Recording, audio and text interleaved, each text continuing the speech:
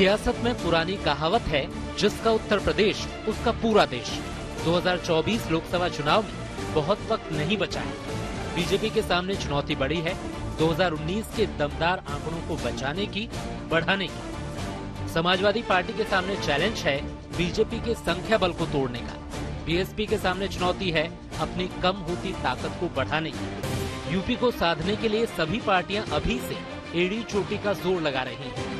खासतौर पर मुस्लिम बाहुल्य सीटों पर अब बीजेपी प्रधानमंत्री मोदी के मन की बात की उर्दू में किताबें छपवाकर 1 लाख किताबें मदरसों में बांटेगी। अल्पसंख्यक मोर्चा खासतौर से उन 14 सीटों पर मोदी के मन की बात के उर्दू संस्करण को प्रसारित करने का काम करेगा। हमारे अल्पसंख्यक समाज को, मुस्लिम समाज को भी उनकी जो बातें हैं, जो उनके विचार हैं, जो उनकी सोच है, जो उनकी प्लानिंग है, इन तमाम चीज़ों से अवगत कराने के दृष्टि से जो है मन की बात की जो पुस्तक है उसको उर्दू में अनुवाद करने का काम किया जाएगा, और जिससे जो है ज़्यादा से ज़्यादा जागरूकता फैले। शुरू से विपक्ष इसे हथियार के रूप में इस्तेमाल करता आया है कि बीजेपी मुसलमानों के खिलाफ है। बीजेपी सिर्फ हिंदू मुस्लिमों को बांटने का काम करती है। बीजेपी इसी हथियार और धारणा को 2024 चुनाव से पहले कुंद करना चाहती है।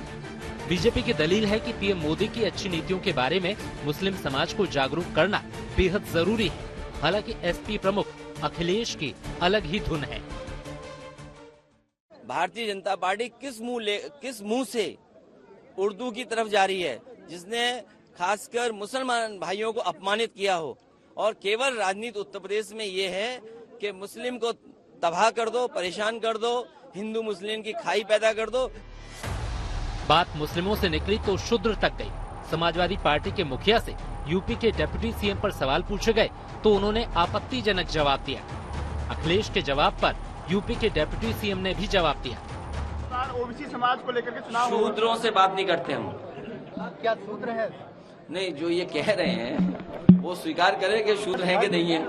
उन प्रदेशों में पार्टी बढ़े और पार्टी आगे चुनाव लड़े। श्री अखिलेश यादव जी और कुछ और ऐसे लोग हैं जो केशव प्रसाद मौर्य जैसे किसी को जिनको बढ़ते हुए नहीं देखना चाहते हैं, वो किसी भी सीमा तक जा सकते हैं।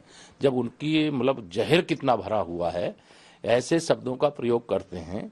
मैं कभी भी अखिलेश यादव जी को श्री अखिलेश यादव जी के अलावा कुछ नहीं कहा हूं, और किसी भी दल के किसी नेता के बारे में मैंने ऐसे शब्दों का प्रयोग नहीं किया है। अखिलेश के बयान को बीजेपी यकीनन 2024 चुनाव में समाजवादी पार्टी के खिलाफ इस्तेमाल करेगी।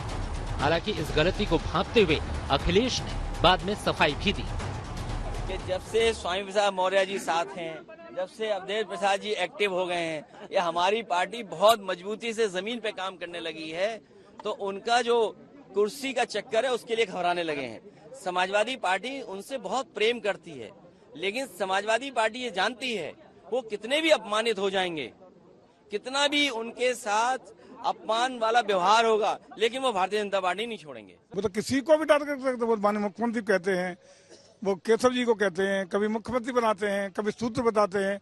कुछ भी कहने में इस समय मुझे लगता है कि अखिलेश जी की बातों को ज्यादा गंभीरता से जनता उत्तर प्रदेश की नहीं ले रही है। इस ताजा विवाद की जड़ में रामचरितमानस पर बयानबाजी से शुरू हुआ विवाद है।